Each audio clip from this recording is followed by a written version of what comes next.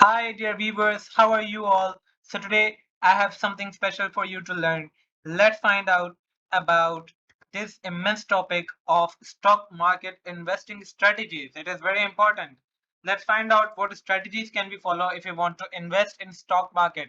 As we all know, that stock market is a very huge marketplace in which thousands of people every day just invest their stocks, and let's find out what are the strategies if we are the beginners. This is the most authentic website that I have found for you, Nerd Wallet, and let's go for it if it tells us something special. Now, what is the first step? Here are the 5 investing strategies beginners can use to get more involved in the stock market. Okay. Number 1, open an IRA. What is IRA? IRA is individual retirement account, right? So let's find out what is it. After an employer sponsored retirement plan, the next stop for any stock market strategy is to invest in other tax advantaged accounts such as traditional or Roth individual retirement account. You can open an IRA account at an online broker. Many brokerages don't require an account minimum, and you won't be investing any of your money until you are ready to do so. These days, brokerages are pretty similar to the banks. The major difference is that with brokers, you will have access to the stock market when you are ready to invest. You can contribute up to $6,500 a year, $7,500 if you are 50 or older, okay, to an IRA, either to one account or a combination of both of these types of IRAs. Each has different tax advantages, so check out which IRA is best for you, right? Go for it.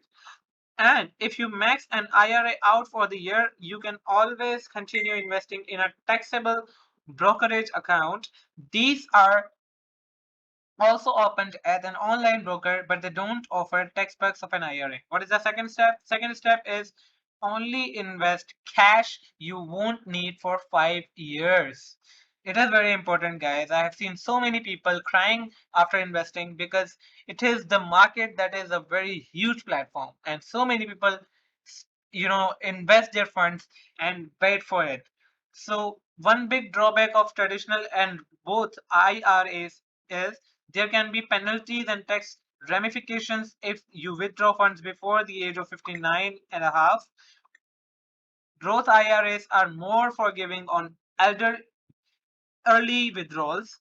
Yes, you can pull out contributions at any time, but you may be penalized or taxed if you pull out investment earnings early. But that restriction might be okay because there is a key rule of thumb to keep in mind with any stock market strategy. Don't invest cash you will need within the 5 years. Patience pays when investing. You need to give your asset time to weather the market's ups and downs. Now, there is a famous quotation. A key rule of thumb to keep in mind with any stock market strategy is don't invest the cash you will need within 5 years, right? So if you are 59 and a half, feels too far away, a taxable brokerage account won't penalize early withdrawals, but it also won't offer the tax advantages of an IRA or employer sponsored account.